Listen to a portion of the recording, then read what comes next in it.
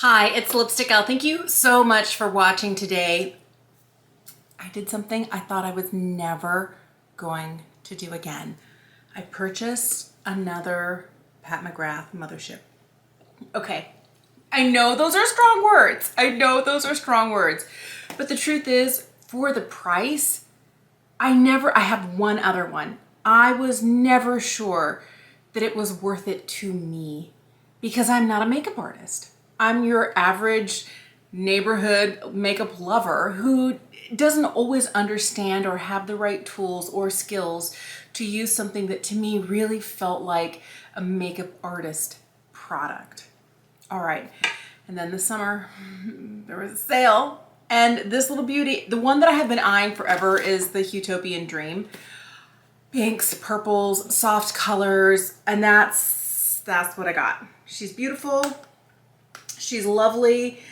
I'm really excited to see what I'm gonna do, but I know that like these baked shades down here at the end are the ones that always give me just a little bit of fallout. So I'm gonna do my eyes first. I'm gonna start with this shade right here. This is a light, kind of barely pink, kind of neutral leaning shade. I'm gonna use this in the crease of the eye. Now, the reason I was sure I was not gonna buy any more was, first of all, the price. They're expensive, $129. But I have been eyeing this Heutopian Dream since it came out. And I think that maybe the first one that I got, I purchased one when Pat first launched the first three motherships. I picked the one that had the green in it. And I think maybe the green is beautiful. The special shades are beautiful, but I think I was being very aspirational in my choice. I think that's really what it was. And then the reality was I didn't really know how to get it to work for me. I saw these beautiful, stunning, but very much editorial looks. And I tend to wear more natural eyeshadows. And I think maybe it was just because it was a little bit on the deeper side. So what I'm hoping is that since there's not a lot of deepness and darkness here in this palette, there is a little bit of depth, but it's a lighter palette all over, that this is gonna be kind of like my gateway into really getting the hype. I feel like there have been a few products from Pat McGrath that I really like, and then there have been several others that have been kind of like, I like other stuff more. There have been some misses for me from the brand. And the first Mothership palette I got, sadly, was that miss. And I think it wasn't the product itself. I think I just picked an aspirational eyeshadow palette, and I always wanted to use the green, and I'm just not a bold eyeshadow person. You know me, if you've watched any of my eyeshadow videos, you know I want to be, and I'm just not. At this point, I'm gonna reach for this darkest matte shade here, and I love that this is as dark as it gets. I'm gonna use this to, you know, put a little bit of darkness and depth in the corner. These are super easy to blend. These are beautiful powders, and I know that I probably have said things that are like you're typing right now as I'm talking. What do you mean? There's nothing wrong with, and there's nothing wrong. It's just that I don't always get how to use products like this, and I was hoping that if I got it on sale and I got shades that weren't too deep and too dark, I would finally fall in love with this formula the way that everybody else raves about it. Overall, I'm trying to purchase less aspirational makeup.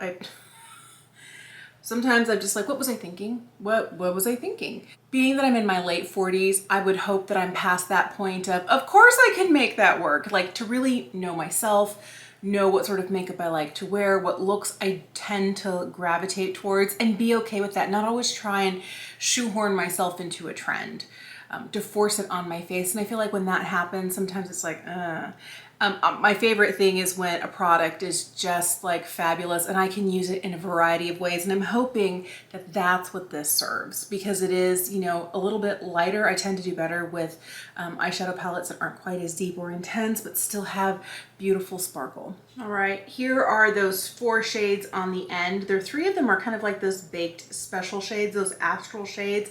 And this is just a stunning duochrome, because in some lights it looks kind of, you can see it here, a little bit green, and other lights it has more of this kind of like bronzy burgundy shift to it. That's really fun.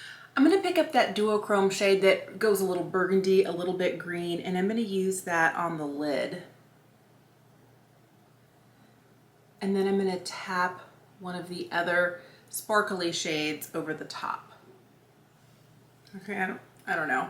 I'm definitely feeling out of my depth right here. This is me just playing, but I feel like I'm failing. I'm gonna keep going. So I've got a little bit of this pearlescent shade here. I'm tapping it on the inside third of my lid. I felt like I was ready to start putting on one of those special topper shades. I was like, maybe not quite yet. Here's where I'm gonna go in with the artistry wand, and I'm just gonna lay a thin layer of this over the eye look that I already have done. Pick up this guy here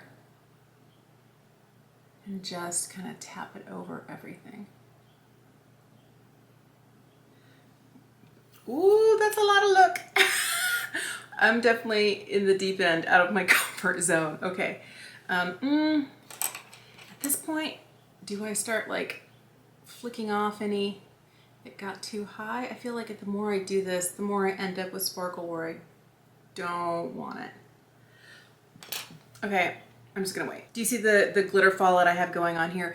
This is the reason that I decided to do my eyes first, because I have never successfully worn one of these baked Astral Blitz shades without having fallout. So I'm gonna clean this up, I'm gonna throw on the rest of my face, and I'll come back to finish the eye. This is where I'm at right now. I feel like this eye look has really come together, and I just realized I look like a crazy person when I didn't have the rest of my face on, because I am used to doing my face first and my eyes towards the end of the process, and this way to do it the other way, otherwise I would have sparkle everywhere.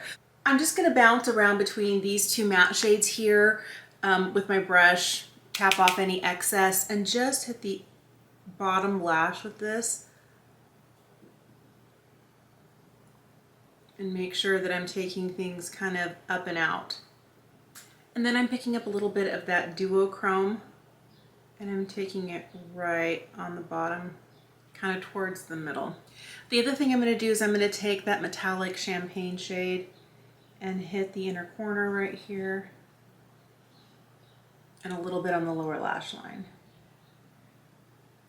I'm gonna grab my Permagel liner in Black Coffee from Pat McGrath, and I'm gonna use this to line my lids today. Just at the lash line and a little bit in between the lashes. I have a lot of gaps in my lashes, and I get a better look with mascara when I take the time to blank those out. But I really like this pencil. I think this is a great pencil. I really love where this ended up. I didn't really think I was gonna get there, because putting eyeshadow on without the rest of my face on is so foreign to me. I usually do like my base first and my eyeshadow towards the end. As I was starting this video out, I was like, I look like a crazy person, but I think it turned out really, really good. Here's where I'll tell you, I think for me, it just came down to finding the right color story. And maybe the reason I hadn't been catching the hype for Pat McGrath Mothership palettes was because I was using, like the other one that I have, she's pretty, it's stunning, but there's a lot of darkness in here. And I was always trying to force myself to use that beautiful, you know, beetle green shade here, which is stunning, but like, I am not a bold eyeshadow wearer. I know that about myself, and trying to shoehorn myself into, you will use it. I just couldn't figure it out. And I feel like this didn't really take any figuring out. This just took me playing. Now, I do have a few rogue sparkles hanging out here, and I think that's gonna continue to happen. It's not like killing this look for me. Or do I have other eyeshadows in my collection that have the occasional little bit of sparkle fallout? Yeah, this I'm not mad about, but I am glad I started out doing my eyes first and then finishing by doing the rest of my face.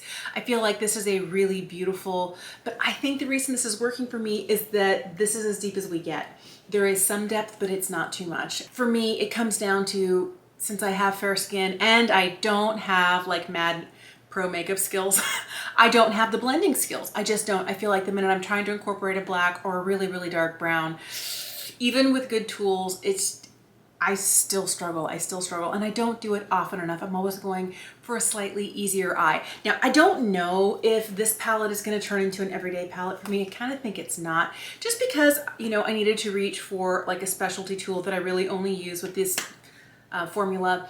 It also took me a little bit longer. And then the other part of me is like, well, if you do it daily, it'll get faster, it'll get easier, you'll figure it out. I still feel like I have to have a special handshake to get like the sparkle formulas to work well for me and not end up with stuff down here. But I love this color story. I like the look that I got. And I feel like this is not going to sit as sad and forlorn as my other one has. My other one has just been there looking at me, mocking me, or crying quietly like, why do you never reach for me? It's all the other palettes and never me. I feel like Heutopian Dream is really going to be the Mothership palette for me. Here's where I want to know. What's your favorite Mothership palette? Do you have one? Do you think it's worth all of the price, the hype? Like, everybody loves these. And I think it took me a while to figure out what it is that everybody is loving about it. And it just had happened, and I just needed to have the right color story. So let me know what your favorite is. Let me know if you have other products in the brand that you absolutely adore that are your top shelf, top shelf. I love the cheek products from Pat McGrath, the bronzer, highlight, blush. Oh, perfection. Also really love the eyeliner. There's some really beautiful stuff. I haven't tried everything, so let me know what else I need to try and what is really worth it in your estimation. Let me know in the comment section down below. Thank you so much for watching. Have an incredible day, and I'll see you again soon.